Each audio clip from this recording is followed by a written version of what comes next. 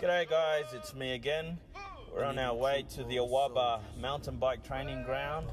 I'm just going to go check out the nationals that they're doing this weekend. And this week we'll be talking about transforming a critical spirit. I've invited a friend along by the name of Christie. He's a theology student, but he's also working as a church planter out in the church in Belmont.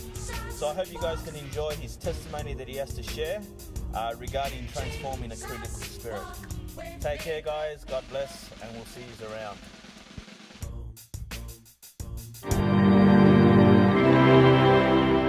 Hey guys, my name's Daniel, and today we're looking at changing a critical spirit.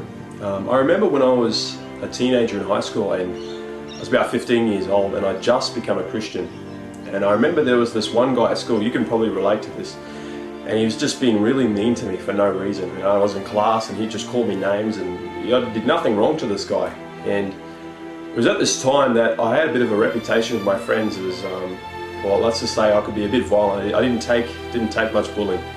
And my friends would look at me and they'd say, Daniel, why are you letting this guy talk to you this way? Why don't you just go and, punch him in the face or something? And but they didn't realise at the time I'd just become a Christian. I started reading my Bible. And I was reading stuff like Jesus says, turn the other cheek and be nice and all these sorts of things. And so I was really torn. What do I do? There's this guy being mean to me, and I was really angry. And I want to confront this guy. I want to punch him or something. But I was sitting there one day, and as I was going over the Bible in my head at lunchtime, and he was sitting over the other side of the playground on these chairs. And I was just looking at him thinking, what should I do? What should I do to this guy? And I remember these Bible verses. And this is from Ephesians chapter 4. I'd just been reading it. I didn't know my Bible too well, but I remember reading this, and it said, Ephesians 4 verse 29 says, get rid of all bitterness, rage and anger, brawling and slander, along with every form of malice. Be kind and compassionate to one another, forgiving each other, just as in Christ God forgave you. And I was like, I have to forgive him, I have to be nice to him. Man, this is hard.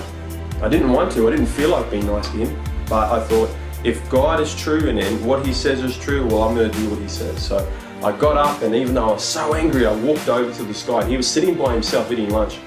And I said, hey man, why are you being mean to me? And I was probably a bit full on to this guy.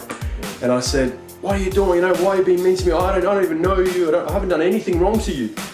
And he sort of looked back at me and goes, and he got a bit angry, and we got a bit angry, and then eventually I just calmed down, and I sat down with him. I said, look, why are you being so mean to me? And eventually he started to talk to me, and we started talking. And he said to me, Daniel, my dad just died of cancer about 3 months ago, and it's just been really hard for me, and I've been really alone. And he started to tell me about all that he'd gone through, and I had no idea that this had happened to me. And in that moment I realised I learned something really valuable, that you never really know why someone is mean to you or what they're going through at home.